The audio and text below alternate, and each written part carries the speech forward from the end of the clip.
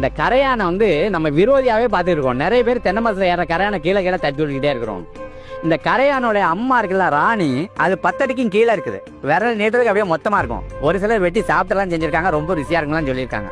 இது மாதிரி மனுஷன் வெட்டிடுவாங்கிறதுக்காகவே அது பள்ளத்துல கொண்டு போய் அது குடிச்சு. அப்ப இந்த கரையாலாம் என்ன பண்ணுதுன்னா, அது ராணிக்கு சாப்பாடு கொண்டு போறதுக்காக ஓட்ட போட்டுக்கிட்டே இருக்குது. ஒரு தடவை மழை பெஞ்சா பூமி முழுதும் ஈரமாவே நிறைஞ்சு கிடக்குது. கீழே மேலே எப்படி ஓரை டேங்க் வச்சிருக்கோமோ அது மாதிரி நிலத்துக்கு கீழே வாட்டர் டேங்க் கொண்டு போட்ட வேலை தான் இந்த மண்புழுவும் இந்த கரையானும் செய்யுது. அது என்ன கேட்குதுன்னா, சாப்பாடு ஃபேக்டரியிலேருந்து யூரியாவும் கேட்கல, டிஏபி கேட்கல, பொட்டாசியம் கேட்கல, வெறும் இந்த மரக்கழிவுகள் தாவர கழிவுகளை தான் கேட்கும். அதை திரும்ப திரும்ப போட்டுட்டோம்னாக்க அதுகளை வந்து அப்படியே எருவா மாற்றி நீர்பிடிப்பு தொட்டியாக மாற்றிடுது. பூமிக்கு அடியில் வேர் மட்டத்தில் அது நீர் தொட்டிகளை ஏற்படுத்துது. ஆகையினால அவர் என்ன செய்யறாரு அப்படின்னா, கிட்டத்தட்ட 40 நாளைக்கு ஒரு தடவை தண்ணி பாய்ச்சறாரு. அந்த 40 நாளைக்கு ஒரு தடவை தண்ணி பாய்ச்சறதுனால 3 HP மோட்டார் பொறுத்தினாலும் அந்த 15 ஏக்கரும் தண்ணி பாயுது. மரம் நல்லா இருக்குது. 10 அடி ஆழத்துல தண்ணி, அந்த இடத்துல 10 அடி ஆழத்துல தண்ணி. இப்போ 2 தென்னை மரம் இருக்குன்னு வச்சுக்கோங்க. இந்த 2 தென்னை மரத்துல உழுவுற மட்டையை 2 மரத்துக்கு